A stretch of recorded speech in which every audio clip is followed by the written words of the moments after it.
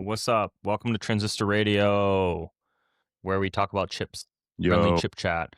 Dylan is going to maybe literally shit on this podcast. Way is here.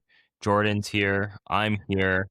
John is in the sky, figuratively and metaphorically. He's on a flight, so he can't make it. We're just hanging out. We're hanging out the day after InferenceMAX, and we're gonna hopefully have a targeted-ish dialogue about stuff.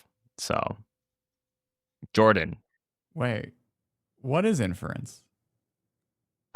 Jordan, I'm glad you asked. No, I mean, so we just launched this yesterday, right? InferenceMAX, and actually, Dylan, I watched a YouTube like 2 days ago, totally random that I totally forgot about. Have you ever seen it? It's the Adored TV takedown of NVIDIA for being like anti-competitive, like anti-consumer and anti-technology.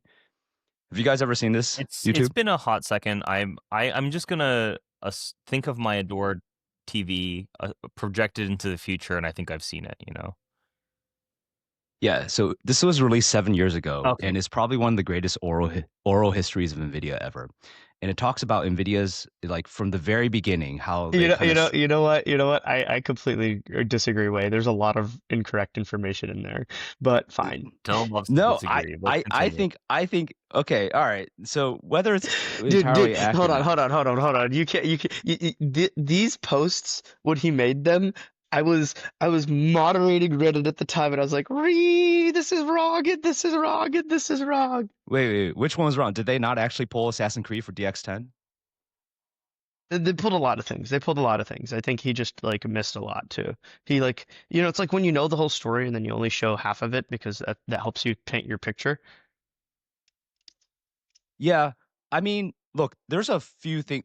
I think obviously it was very cherry picked because they only chose NVIDIA as quote unquote cheating on these benchmarks. But TLDR is NVIDIA, the scrappy company that it was when it was still a consumer GPU company, would do everything they could to make sure that their line was higher than AMD's line on the FPS for every single game, no matter what it took, right? And there's like a lot of good examples of these little tricks they played with overclocking, or they bought this company called Aegea, which owned physics, and then they basically set like not I don't know if the source code, but like basically like the Dude, CUDA that's level. crazy. NVIDIA cheated so hard they owned physics, not God. Yeah. But no, they did all this stuff, and then I mean, Dylan, I don't know how much you want to talk about this, but like now the semi-analysis is in the game of benchmarking AI data center throughput. We're seeing some of the gamesmanship from both AMD and NVIDIA when it comes to showing the highest bar on the benchmark. No, I don't think it's necessarily anything crazy from either of them. It's mostly just like, look, they're both gonna want, there's many ways that you can try and argue. There's rules, regulations, etc. Um, and people will always argue, oh, this rule is what we want, that rule is what we want. At the end of the day, like, the whole point of InferenceMAX is that it is a benchmark not dictated by a committee, not dictated by a single firm who actually cares about what people who pay them think. It's dictated by a dictatorship of sort of like, just a single company who thinks they're right always. And then listens to other people, but thinks they're right always, right? And so like as far as InferenceMAX goes, I think that's the main thing. The other main thing is that somehow we were able to galvanize tens of millions of dollars of GPUs and engineers across multiple companies, including 3 folks that are full-time at semi-analysis on this, as well as multiple people at NVIDIA and AMD and SG Lang and VLM and others who are all just contributing to the platform. And I guess like that's the most important thing, right? Is like this is the most, I think, extensive benchmarking effort that's ever been made. Like no one's ever done nightly benchmarks publicly for tens of millions of dollars of hardware, right? It's like, looking back on it, right? It's like, hey, like AnandTech, awesome. Well, even though it was like super, super awesome, it was like the dudes are testing like 2 or 3 CPUs at a time on automated script. and they're swapping stuff out constantly and trying to, do that. Or hey, look at go look at like any other benchmarking, outlet, and it's like it's either like nowhere near as frequent, it's on way less expensive hardware, and it is far fewer data points, right? We're launching hundreds of jobs every single day for creating thousands and thousands of data points on all of the latest software every day. And so it's incredible because your performance, yeah, it does change that often, right? There's a new PyTorch, there's a new VLM, there's new SGLang, there's a new GPU driver, there's a new ROCm version, there's a new CUDA version. There's a new model, and we'll update the models whenever they come out. There's a new, this is like, you know, and this is the beautiful thing about it, right? Is it's real, it's living, it's breathing. Historical results are obviously noteworthy, but for the most part, it's real, living, and breathing, and that's I think part of it. And then the other thing is it's not just performance, it's performance TCO, it's performance megawatt. Um, which, that's what matters today in AI infrastructure build-outs, right? Is not, oh, is the H100 better than the MI355? Like, no one actually gives a shit, right? They care about if I have a bajillion dollars, right? What GPU should I put in it to get the most tokens out? And if I have, you know, a megawatt or a gigawatt, whatever the number is, what GPU should I put in it to get the most out of it? And that's what matters. So, I think like, hopefully this service shows that, hey, yes, NVIDIA is the best by far. There's a couple scenarios where on the dollar side, AMD is actually competitive and better. And on the megawatt side, NVIDIA is better for sure. And on most performance benchmarks, NVIDIA is better, but it's not just like a unipolar world. And we're going to be adding, TPUs and Trainium. We're going to be adding, Ascends. some. We'll see. So the one real spanner in this is that there is no money to be made from this, right? I was gonna It's just say, aura yeah. farm. It's just aura farming. It's literally just aura farming. No, Um, you know, this is doing the world a huge favor. I mean, Dylan, you said it. Like there were a lot of surprises for me coming out of the benchmark, right? Like, GPT OSS 120B, which has like what 5 or 6 billion active core parameters, is a super efficient model. Um, a year ago, it would be very hard to imagine people actually want a model that's being delivered at 300 tokens per second, because chat apps are just people type into it and you're like totally willing to wait for it to respond, right? But you're seeing all these like people play around with GPT-OSS. I think GPT-OSS is one of the most fine-tuned models on Hugging Face right now because they want to create this like really cool little agentic tool, right? This agentic model that calls other either bigger models or like tool calls like web search or Python. And whenever you do that, you need tons and tons of tokens, right? Super fast. And AMD is actually shockingly competitive with NVIDIA at those very high interactivities.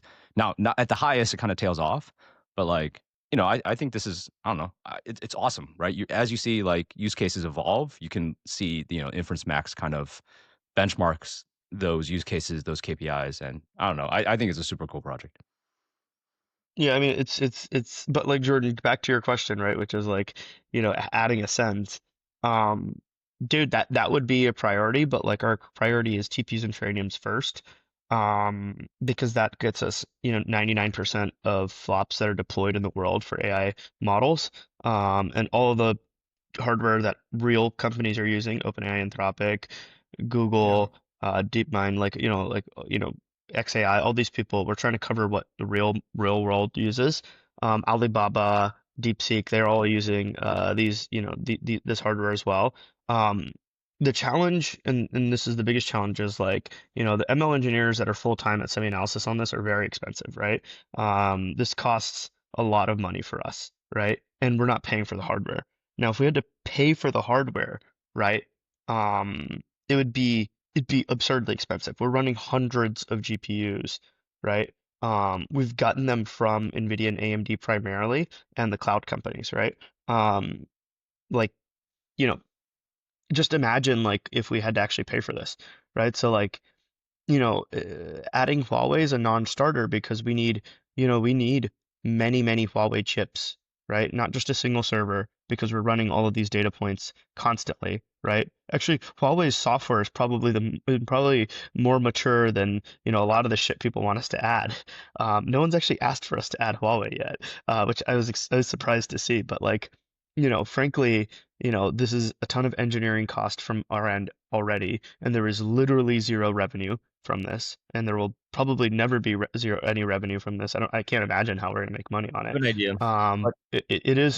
It's aura farming. It's aura farming, and people will be like, "Holy fuck, semi-analysis," and then they'll go buy the accelerator bottle, right, or the tokenomics bottle. But So there's the I'm honestly, Dylan, this is the least pumped I've seen you for a new fucking launch, brother. Like, this is like, I'm like, what the brother. It's morning. It's morning. It's 7:24. Dude, Give him a I've been- break. I thought you're. Wait, are you? Woke up for this Are you show, on East I Coast think or West counts for Coast? I know. I'm just saying. I'm gonna put the air horns in, like, brr, brr, brr, brr, like, no. InferenceMAX fucking rules. It's the only real world thing we can talk about, like paper specs to the end of time, and we're going to be maintaining this forever. I mean, forever's a long time, but for as long as we can possibly, I was going to say forever's a long time. For as long as we possibly can, I think there's like 2,000 data points that's generated daily. Like, this is going to be a really awesome, cool tool, and I think it levels billions of dollars in investment with effectively a free tool. So one, never tell you that semi-analysis hasn't done shit for you lately. Okay, you're welcome. Number two, yeah. Number two, I think it's a really cool project. Like, we could jerk off all we want, but like, oh, how cool it is. But like, legitimately, I think this is what the privilege of being a research firm, right? We have a lot of other business interests and stuff we can do, but this is the stuff we can do for free or for the public or for the open. And I think that this is like, this is us being part of the industry, giving back, moving the conversation forward, blah, blah, blah, blah, blah, blah, blah. But Dylan, I just want to say, I'm like, come on, dude, get more fucking hyped, brother. Like, it's time for you to drink caffeine, man. Do 100 push-ups. So guys, we've been reading some of the Twitter responses, and it's very clear to us that Twitter doesn't know what any of these words mean that we put on here, like interactivity, throughput, and stuff. So, but before, dude, did you see that one thread? Did you see that one thread where the guys are pasting charts from InferenceMAX back at each other over and over and over? And like, no, you're wrong. No, you're wrong. It's like, holy So fuck. one of the things that's nice is you can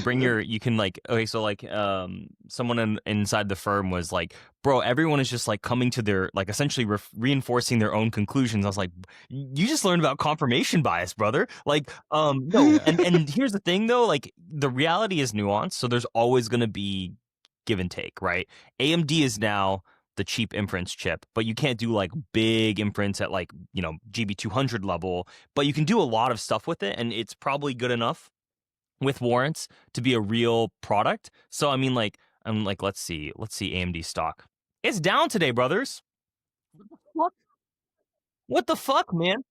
To be fair, no, Doug, to be fair, right? If you like just go to InferenceMAX.ai, like the vast majority of times, like AMD loses. We really had to hunt for the ones that AMD wins, and there's a few. So can we level set on like what knowledge around these numbers was before this? I mean, like, do OpenAI and Anthropic, like, are they running a comparable thing internally when they're thinking about all their future purchasing decisions? They're not doing a daily benchmark. They're obviously using their model, which is like going to be slightly different architecturally than ours, because we're using the open models. Although the open models are much closer to leading models than in the past. The other thing is OpenAI explicitly does support it. Peter gave us a quote, and he's in charge of all hardware purchasing decisions at OpenAI. So like, not to say that they're using this to purchase GPUs. I'm not gonna fucking blow the horn. Like, obviously they have their own internal evals, right? How do they decide? They get an engineering sample and a production sample, and then they run benchmarks on it, right? But it's not a daily evolving thing, right? It's not on the latest open source software. OpenAI has their own software stack, so they have their own software stack and models, right? So there's a lot of there's a lot of like different you know, challenges to that, right? So obviously this is useful for them, but it's also not like what they're using to to make their hardware purchasing decision, but it definitely does help them a lot, I think. At Jordan, least you can just go read the quote from OpenAI. Actually, let's just read it on air because it's fucking fire. Jordan, Let's open this thing. There's a lot of combinatorials here when it comes to inference as well, like how you set it up. As we build systems at unprecedented scale, it is critical for ML community to have open, transparent benchmarks that reflect how inference really performs across hardware and software. InferenceMAX TM head-to-head benchmarks cut through the noise and provide a living picture of token throughput, performance per dollar, and tokens per megawatt. This kind of open source effort strengthens the entire ecosystem and helps everyone, from researchers to operators of frontier data centers, make smarter decisions. Peter, I can't say his last name, Peter H., VP of Infrastructure and Industrial Compute, OpenAI Stargate. Honestly, What were you saying, Wayne? we can. I don't know. I feel like we should be. I think we should just say it's a good benchmark, sir. That's my favorite. That's my favorite quote. When anyone says what they think, that's like, it's a good benchmark, sir. It's that simple. Jordan, there's a lot of. I think that ignores the context, though, right? Like, yeah, I know. We're not just doing the benchmark performance numbers. We're doing cost, and we're doing watts too. I know, but it's much funnier that way. It's a good benchmark, sir. Okay, that's all I gotta say. I think your Way's comment about like Twitter being or X being just like fucking stupid. Tales old as time, but I think people are still learning all this. That means semi-analysis, has a place to write about this. Way. Yeah. Do you want to? No, yeah. I mean, we've talked about. I'm looking forward to writing about this. So I think one thing that people haven't really internalized yet is like if you have this data and you have the cost of the hardware, which we obviously do a very good job on, you can literally calculate the profitability of all these inference endpoints, right? These people serving DeepSeek on Open Router for like a few cents a token, you can figure out how much money they're making or burning because, I mean, it's a proxy, right? Because we don't know exactly what their infrastructure setup is, but like, a good rule of thumb is, if you're losing money, we do in many cases. We do in many cases, though. Yeah, that's true. If you're serving something at the interactivity, that a B200 can achieve, and you're still losing money, it's like that's especially B200 tuned by like the cracked TRT engineers at NVIDIA. Like that's not, that probably means you're not running a real business there, right? You're probably running like an advertising board in some ways, right? For like Open Router or whatever. So I'm super hyped for this. I'm really, really like proud of the work that we've done and the all-nighters we've pulled, and also super grateful for like NVIDIA. Yeah, wait, if you don't do this analysis, someone else will. So I know, it's all open source. You have all the same information they do. Yeah. Dylan, the one thing you didn't mention though is I think it's really cool is like by showing this performance every day, what we actually do is we encourage the hardware companies to improve their software. Like, That's like what I was gonna say. I think they want to make line go up. Everyone want to make line go up, right? Along the interactivity curve.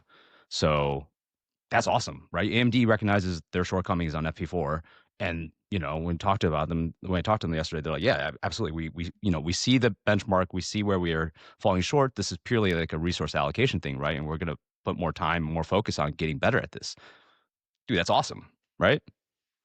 And I think you should emphasize this is that like just the fact that the lines keep moving. It's not once a year when you get a new chip or a new rack. It's like there are many dials that can be pulled and sort of new frameworks that you can deploy that can allow you to kind of change the bar in between. Yeah, well, I think this actually, okay, so I'm going to take that. Way's been saying this forever, and I do like this take, is like the labs themselves have way more control. Like there's like all these trade-offs that people I don't think appreciate, let's put it that way. Like, hey, at what token, like, if you're willing to do big batch size and you can just say fuck it, eat low interactivity, you can print some money. Batch size up. Yeah, batch size up, right? And so but then at the same time we can talk about this on Grok side, right? They're doing one and they're like, oh, interactivity is quadrillion, but you're like, dude, you can only serve one user. So it's like, these are like all the things that's like you see these like, oh, super high interactivity. It's like Yeah, NVIDIA can do that too, but like you like, why would you do that if you lower your total throughput? Like, and so I think that this is our stab of doing this. There's been a lot of research, publicly available talking about the trade off, but here's the proof, right? Because you can say the paper specs, but here's the reality. So, Grok Q, right? Grok K. Grok, Not Grok K. Grok Q. I was gonna say, are we gonna talk about China stuff? Because I actually feel like we should, maybe. Brother, we already had the bald eagle Can we- quote. What more can yeah. we fucking Well, do? here's the thing. I want to hear about us burying our passports first Ooh. before we. He's talking about us moving back Wait, to what? Substack. What's going on? Oh, come on. We're a true multi-platform vendor. That's why InferenceMAX covers multiple hardware, and that's why we use multiple platforms, right? Including Passport and Substack, each that suits its best needs as appropriately as possible. That's the political statement. I love how we went from like Dylan having sex with semicap machines to this week where he's like fully on message, like Corpo Dylan balancing the needs of consumers and the hardware vendors, thanking people for their work. Like this is I was gonna say, this is kind of shocking to me. That's why he's not hyped, and this is what you get in the morning, bro. Do you become more unhinged by the hour until you go to sleep? The answer is probably. I think it's the delirious middle point is where I'm like delirious. Yeah, the sort of witching hour, like sun setting, like 5 p.m. West Coast time, 8 p.m. East Coast. That's when we, he's burned off all of his like self-control neurons by then. All 10 of them. No, I mean it's pretty simple, right? Like I was on WordPress first, then I moved to Substack because I was pissed off that Doug was making money with really shitty articles. No offense. No. Like I like told him this before, right? Like I was like, dude, what the hell? Like he's like, I'm making money. I'm like, fuck, let me make money too. Dude, Dylan was all like, oh my god. I was like, Dylan, just like you're making this so hard, dude. He's like, oh, I'm gonna have this WordPress self-hosted. I was like, no one is gonna fucking like, dude. Anyways, yeah, I was like, you should go to Substack instead. No, so I mean, Doug encouraged me to do it, right? Like and then I did it, and then paid subs like quickly ARR grew to like a few hundred K within like 2 months. And then started hiring and stuff. But like at some point it was like, look, like the business is not the newsletter, the business is the institutional research. And we were sending it via Excel emails initially, and then we were sending it via DocSend. And it was AIDS. But like, yeah, it was AIDS. So now we have a thing where it gets sent, and then you can go to the website, and it downloads, and we know who downloads it. It's like a whole thing. We've done a really. And we had to dog food it, right? Like, like we thought, for some reason, we just thought, like, hey, everything has to go together. I'm not sure why we thought that. I know like why you thought, I know why you thought that, but I'm not gonna say it on Transistor Radio. Is it the 10%? Yeah. You'd be 10%? Like, fuck it, we're not paying anyone ever. Fuck. And I was like, dude, and then like, then all the email started slowing down on the free side, and I feel like, because here's the thing, semi-analysis like is such a critical let's be real, it's like the critical thing for the entire industry.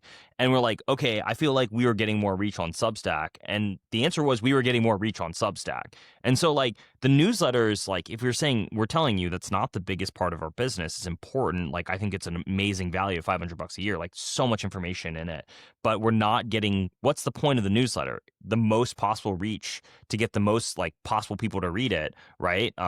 And if you're not able to do that, then like, what's the fucking point? Like, you save 10%, but our email growth capture just was really like not that great, right? Like, it was like straight line up, and then it was like diagonal, and then when we look at like why, it's like, oh well, like legally you're supposed to double confirm emails, and it's like, okay, cool, let me go double confirm my email with some platform I've never done versus let me go double confirm my email with Substack. Oh wait, I already did that. Substack does have a flywheel from that perspective. And then there's like how Substack does the pop-ups and all these other things, right? Is just so conducive to people putting in their emails. And so like when I looked at our list of like emails that were entered but never confirmed, I was like, yo, like there's like there's really good shit in there. There's like good people. Like it's good. And like Yeah, it's like okay, like we missed all of those, and they could have been engaged readers, and instead they maybe see it like once in a while when someone sends it to them and links it to them. Um, and then they don't then in turn like they miss something which then they could have linked to someone else, and like this whole cascading, like how many total subs did we lose? If I just draw the line on Substack, maybe we lost like 100,000 subs over the last 9 months, right? Yeah. Free subs, and paid subs, similarly, like right, like we lost what, like 1,000 or 2,000 paid subs as well potentially. And like, look, that's not the primary thing, but like, if you want to, like you think about growth hacking, right? What are we trying to achieve with the newsletter? If we're maximizing for reach, the answer is you probably want to do it on Substack, specifically as an email newsletter. Like, and on the email newsletter side is like, there's a lot of flywheel effects of being a big newsletter on Substack. Like, I can definitely speak to like, okay, fabricated knowledge. It's no secret that I'm like mailing it in to the best of my ability. Like, I try to give some alpha drops along the way.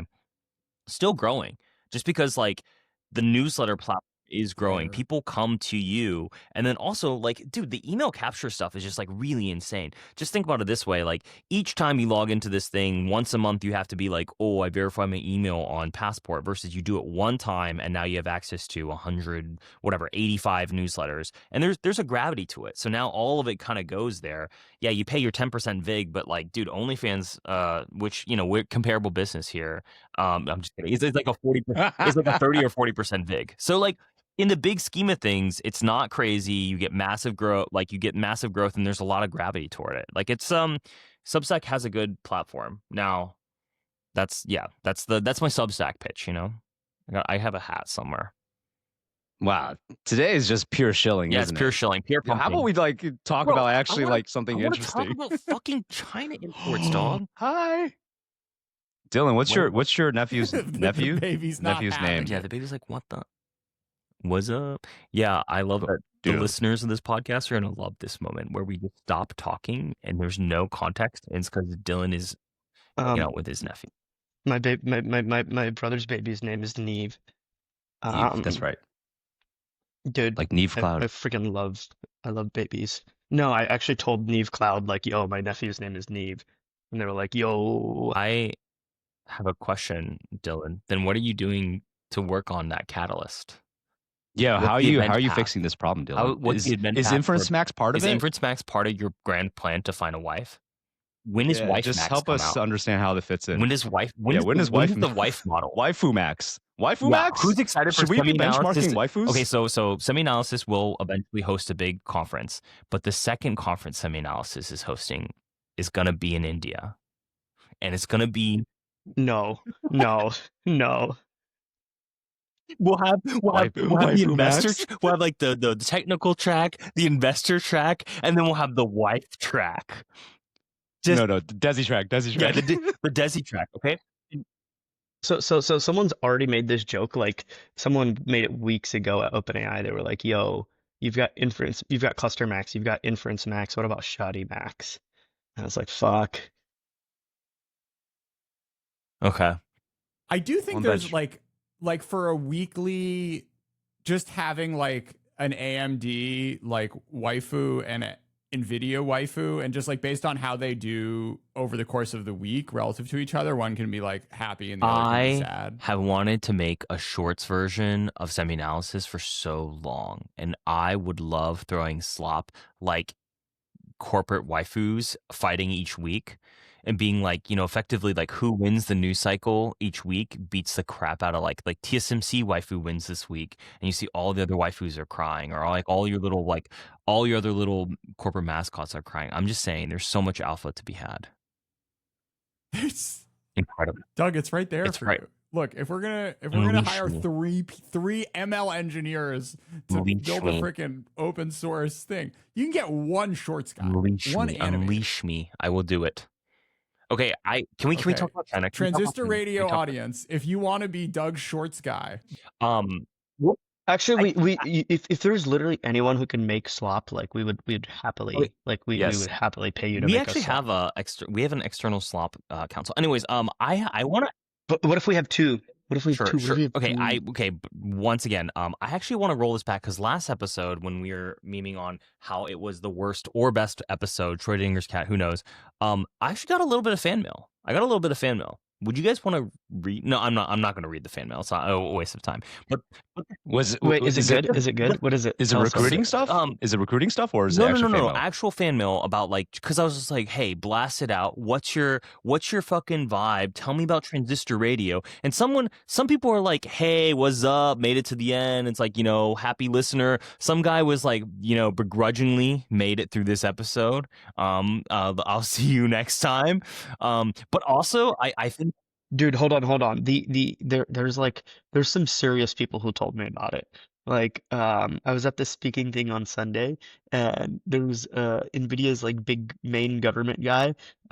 He's like, oh, I'm a listener. At the end of the conversation, he's like, I'm a listener of Transistor. I'm like, even the last episode, he's like, yes, of course. So I'm like, the next time you see him, you when they say I'm a listener of Transistor Radio, you now should refer to them as your slop son or slop daughter. I have decided, dude, slop son is such a good fucking like a podcast name for like the fandom. I think slop son is in. Anyways, can we talk about China?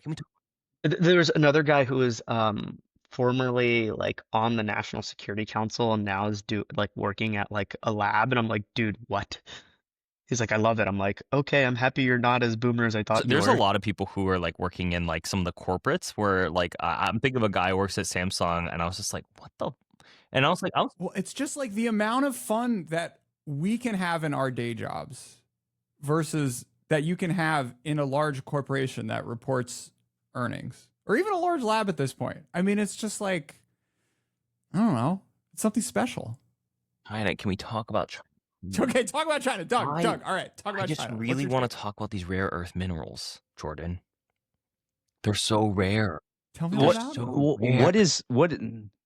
Guys, I've actually done a little work on this. So can we level set on knowledge here? And I want to hear people, they're not rare, but China holds all of the processing technology. Well, they hold the processing technology? There's there's two companies in the world that have been trying to do this outside China, without getting bankrupted. One of them actually did go bankrupt, right? So MP Materials used to be called, was it Molycorp?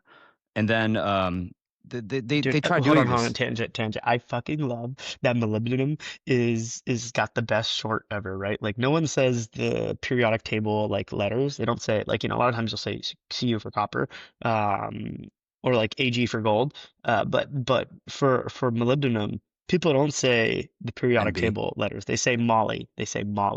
And it's the best. Like you hear it all the time in semiconductor manufacturing. It's like, oh, like after copper, we've tried cobalt contacts, but there's a lot of challenges, microvoids and all these other things, and the seeding is really difficult.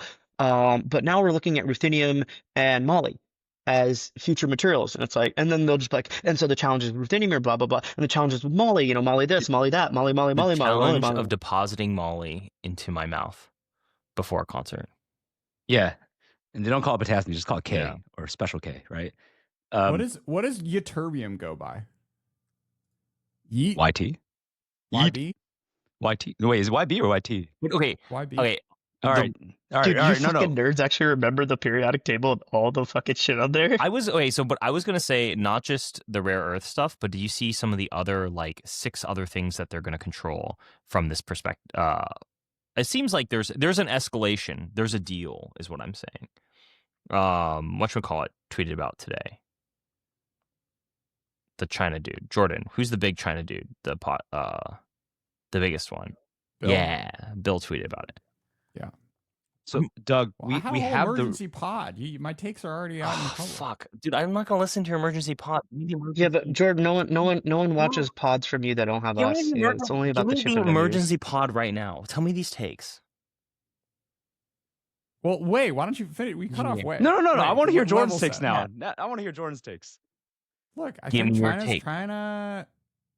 Well, I kind of gave my take on the last Transistor Radio episode. It's like, look, if we're just gonna roll over, then China's going to keep pushing. And Trump's got to show that he's going to push back on things that are not 50% tariffs, because he's shown that he's not going to do 50% tariffs. So Like, what is the, so you got to do two things, right? You got to put other things on the table in order to make China like realize that we're serious about this and that this isn't cool.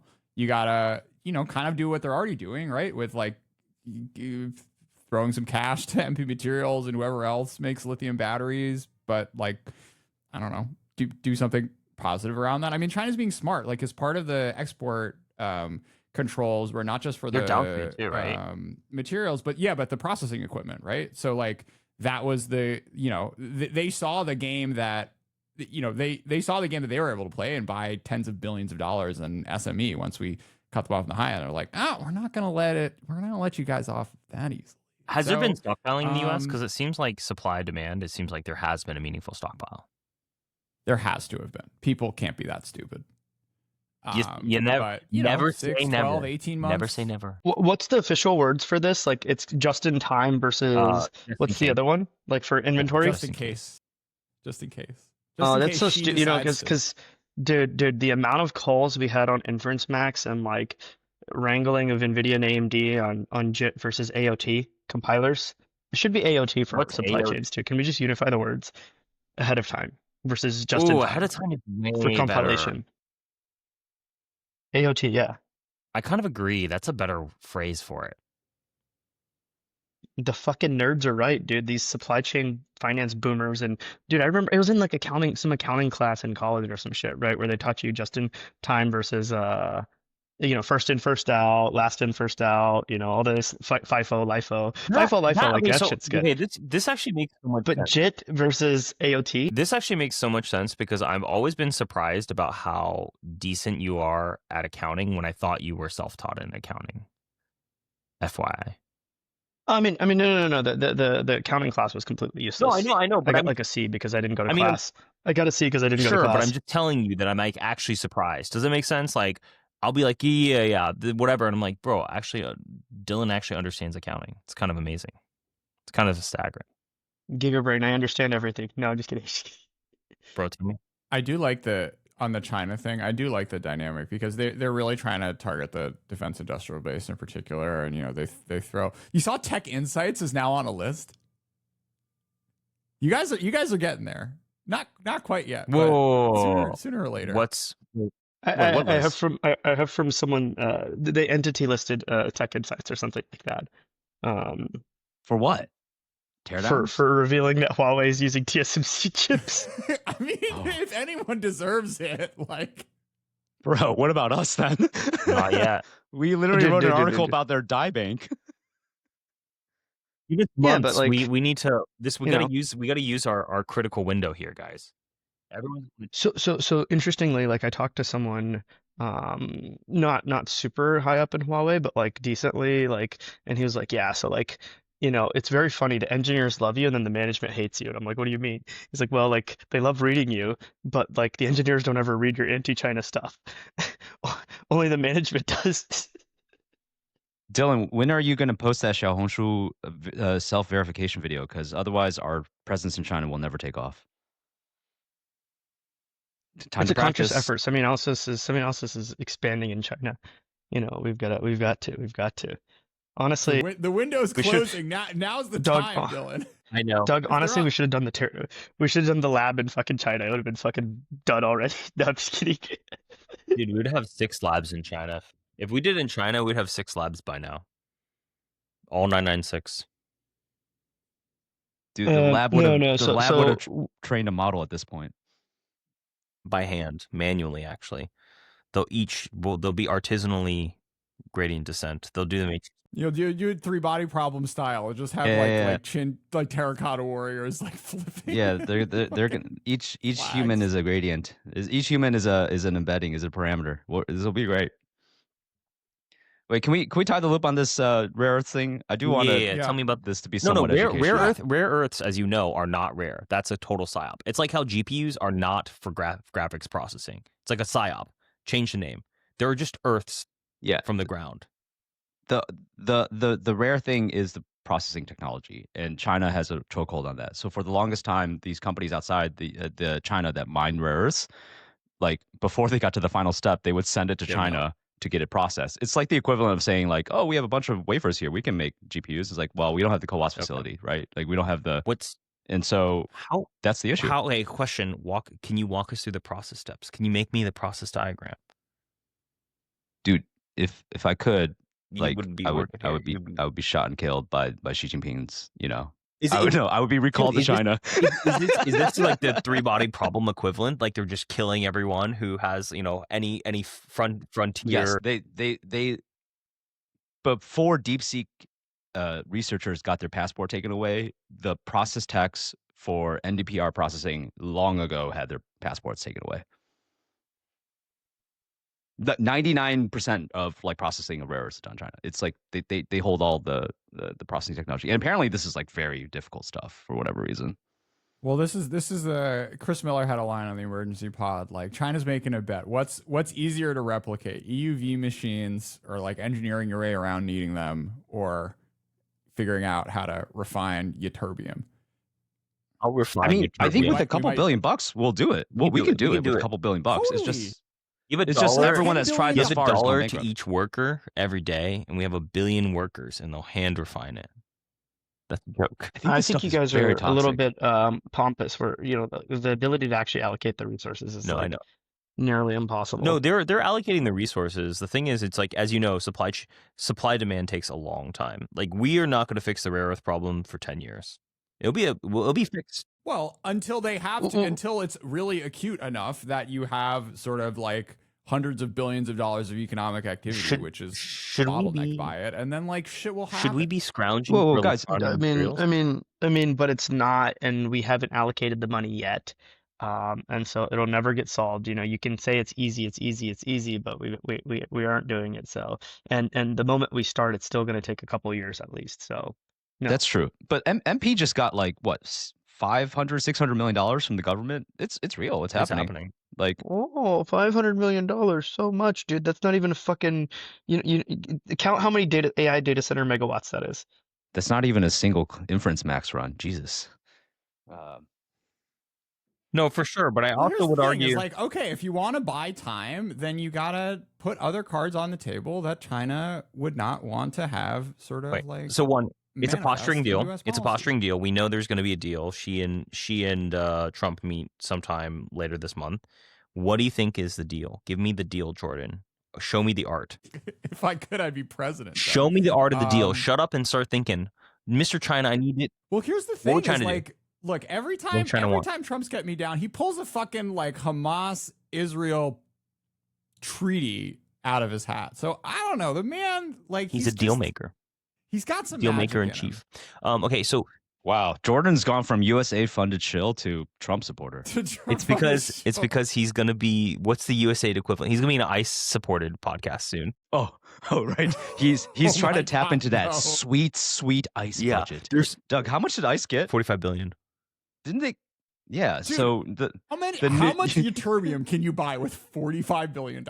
You could probably have a big what is the equivalent of USAID with Or you ICE? just That's take the better all the question. illegal immigrants and then you put them them in the rare earth mine, mines. and then Like, afterwards, it's too they get skilled up, and then we'll give them passports to live only in the mines to then process more rare earths. It Doug, doesn't sound like a labor camp. to It's totally different. It won't even have to happen that way. Like those people will not make it through their mine career. Actually, you want to know? You want to know a pretty basic story? So obviously, he did a big hike a bajillion years ago. Blah blah blah blah. There's this guy. His name was Old Timer. He was like 60 something, 65, I think. He looked like he was 85. His hair was snow white. But he told me he's really religious, and he's like, he grew up as like a coal miner in Pennsylvania, and he's like, every day before I go down into the mine, I just pray to God and be like, today's not my day. I was like, what the fuck? Wow. But then he became a mine inspector, and that was his retirement job. He inspected the mine, Keeping people safe. Yeah. That's nice. Why can't we have the robots do the mining? I feel like we don't need people anymore. This seems it's pretty automated. A lot of it. I think, Dude, robots cannot pick up random shit. we yearn for the mines. That's the answer.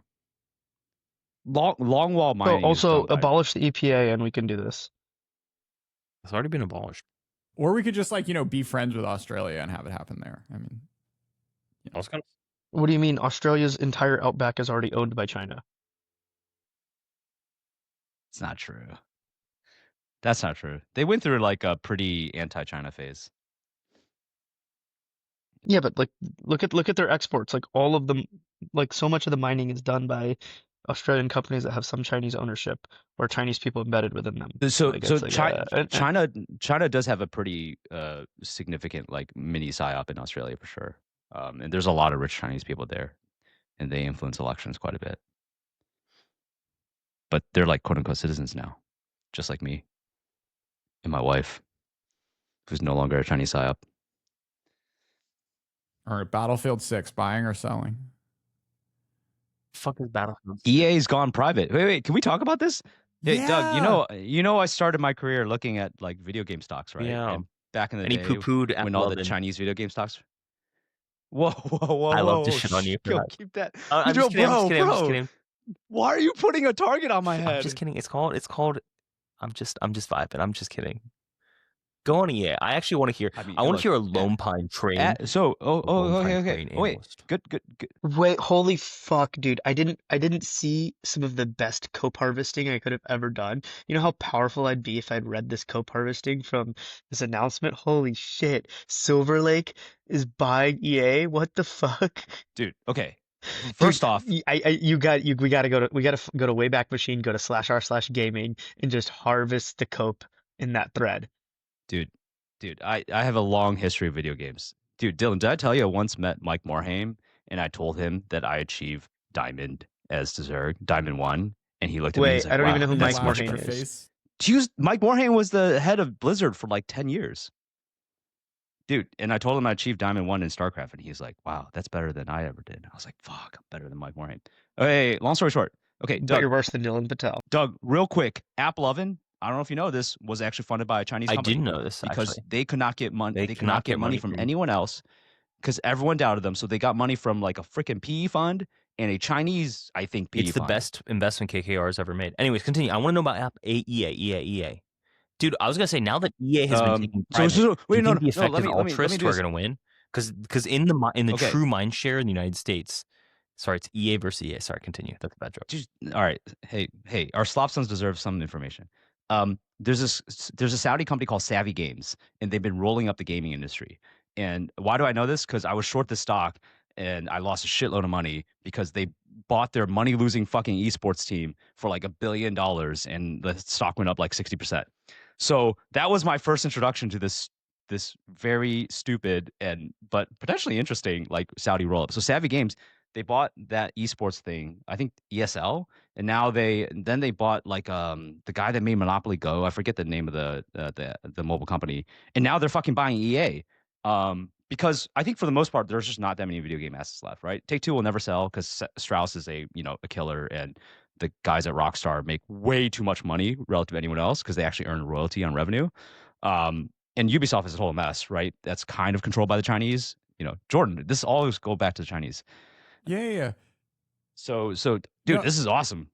Like, no, it's the Saudis are going to be awesome. Because, like, basically you had Tencent buying up the gaming industry, and then at a certain point, the Chinese government was like, stop making global investments, everyone. And so that kind of slowed down. Tencent saved the Guillaume brothers. So the Ubisoft is run by these two brothers. They have been less than stellar management. I mean, frankly, they've sucked. And at one point, like the activists, like the wolves were at the door or whatever, and barbarians at the gate. And Tencent came in and said, you know what, Guillaume brothers, we're going to give you a bunch of money and super voting rights, and we're going to always vote with you. And don't worry about it. And then the stock proceeded to go down like another 70%. So never say the Chinese never do anything. Because like what happened with boxing is the Saudis stepped in, and there's all this like consumer surplus now, where the fights that weren't getting made are getting made. And like, yeah, they're happening in fucking Riyadh, but like, whatever, who cares? At least there's like much more money in the industry. And it's nice because EA, they've just been nickel and diming you to shreds. And these are not commercial investors, right? They're doing it for the clout. They're doing it to like look cool and to, park their trillions of dollars somewhere. So I do think, oh my God, last night I was trying to play Madden with a friend on Xbox Cloud, and it was literally impossible. Like you could not wade through all of the different, microtransactions to like actually just add a friend online and play with them. So like I am like EA has nowhere to go but up, I think, from a sort of like creativity, production, whatever standpoint. And I don't know, I'm excited to see what they do with the place. Doug, we have a different call. Yeah, I know, too. and stocks are dumping right now, so I'm like I'm dialed into that. Okay. All right. Wait, you want to take us out? You guys should continue. You guys should finish. You guys should keep No, talking about no, gaming. no. I can talk for gaming forever, but it's cool. You know, It's I cool. also changed. Doug was looking at stock charts, and I was like negotiating a cloud deal with a Neo Cloud and a customer for 4,000 GPUs. So we were both not locked in at all. We are locked in just to different Wait, so things. what do you think's gonna happen? What do you think they're gonna do with it? I mean, first things first, like they have a lot of creative talent that they've just utterly like. Do you remember? BioWare used to make good games like Dragon Age, Mass Effect, and then the Starfield sucks, studio, right? Yeah, it's just been a miss. the After miss. studio's been stripped. They used to, the guy that made the guy that made Call of Duty Infinity Ward, the original head of that, Vince Zampella, he made like the best COD of all time, and then he left because he hated Bobby, and he started Respawn, which made Titanfall, which was like okay, but then that turned into Apex Legends, right, which is one of like the biggest like Fortnite clones out there, and it's done really well. So they've just hemorrhaged talent over time, right? The company has just not done a really good job of any of this stuff. I think the biggest thing is like, yeah, if they just bring them back to the creative roots versus this whole licensing thing. Like the whole thing with Star Wars is like, oh man, we have a license now. We can like make slop and slap on like a $150 Darth Vader. Adios, Doug. And like, I don't know. Hopefully they actually reinvest in the studio and don't care about profits and don't care about microtransactions as much. They lost the FIFA license. Really? Ooh. Yeah, so they lost the license to FIFA, so they had to rename it from whatever FIFA 26, 27, 28 to FC Sports or something like that. It's like some FC, I don't know. But it didn't matter to them because, believe it or not, the microtransactions, those are individual contracts with the likenesses and the parties that they represent. So like they had individual contracts with like Ronaldo and like Bayern Munich and like all these like clubs, right? They didn't have a contract with FIFA. Like that was, so they did the math and they're like, well, we lose nothing, if we drop FIFA, we don't pay them anymore, and all these microtransactions we still can do. So it's the whole company has been optimized for microtransactions. It's fucking wild. Yeah. Anyway. Well, I mean, it's just like the question of like having a competitive NBA. I mean, how long do those licenses go? So the sports leagues have realized a long time ago you don't want to do two. So there's really good video game lore of a long time ago when the NFL split the NFL license. So I think it was Take-Two and EA that had it. And like total revenue, total royalties, the NFL went down because they like price competed and like 1 + 1 = 0.5 or something like that. Interesting. For the longest time, NBA still split the license. So EA had NBA Live and Take-Two had NBA 2K, whatever. And that kind of resolved itself economically, where like NBA Live just kind of died, and then ended up being Take-Two had a monopoly with NBA. But like if FIFA goes to someone else right now, like I think Konami or one of the Japanese studios makes PS, Pro Evolution Soccer, and be like, okay, no longer call yourself PS, call yourself FIFA PS. I don't know if they'd be as successful because, like, again, it's like these individual contracts with these players and these clubs that allows EA to have this like insane microtransaction thing called Ultimate Team, that like basically is the vast majority of profits for FIFA or whatever it's called now, FC Sports. But generally, it's like 1 for 1. Dude, I know too much about video games, Jordan. I also know a lot about other fun stuff. guest. We should have a. Is there like a business of video games podcast? Like that'd be really fun to have guests and just ask them outrageous things. I'm trying to think who would be a good guest. I have a few people I know from the industry, but dude, I can wax poetic about video games for forever. Well, we'll have this be a recurring segment then. Okay. Doug left, Dylan left. Wayne and I were now just having what should just be a call. So we'll call it. just end it there. InferenceMAX, congratulations, guys. You're Thanks, Jordan. InferenceMAX. Check it out. InferenceMAX.ai, InferenceMAX TM, InferenceMAX.